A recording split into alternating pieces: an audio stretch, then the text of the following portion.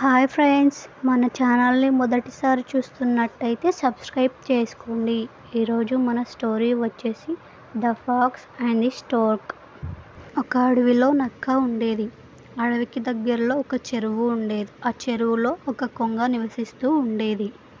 కొంగ మరియు నక్క చాలా స్నేహంగా ఉండసాగాయి.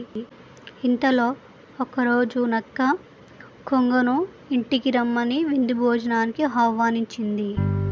కొంగ సరేనని నక్క ఇంటికి వెళ్ళింది. నక్క కంచం తీసుకొని వచ్చి కొంగ ముందు పెట్టి కమ్మగా తీయగా వాసన వస్తున్న పాయసాన్ని కంచంలో వడ్డించింది.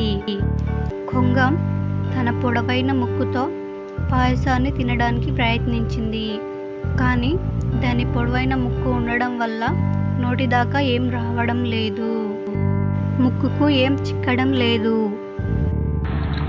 అయ్యో, నీకు తినడం చేత కావడం లేదా? ఇటు చూడు, ఇలా తినాలి అంటూ నక్క పాయసం మొత్తం గబగబా నాకేసింది. కొంగ ఉసూరంటూ ఆకలితో అలాగే ఉండిపోయింది. నక్కకు ఎలాగైనా బుద్ధి చెప్పాలి అని అనుకుంది. మరుసటి రోజు మధ్యాహ్నానికి మా ఇంటికి విందుకురా నక్క మామ అని విందు భోజనానికి ఆహ్వానిస్తుంది.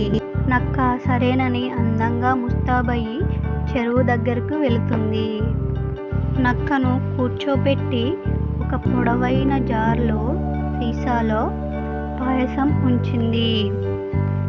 కమ్మగా వాసన వస్తున్న పాయసానికి నక్కకు నోరూరింది. నక్క అటువైపు నుండి ఇటువైపు నుండి ఆ పాయసాన్ని అందుకోవడానికి చాలా ప్రయత్నాలు చేసింది.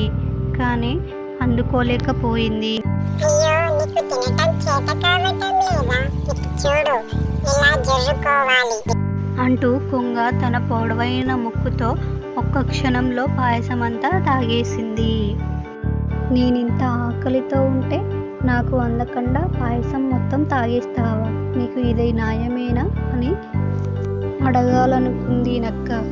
కానీ కొంగ నువ్వు నేర్పిన విద్యయే నక్క మామ అని అంటుందేమో అని అడగలేకపోయింది.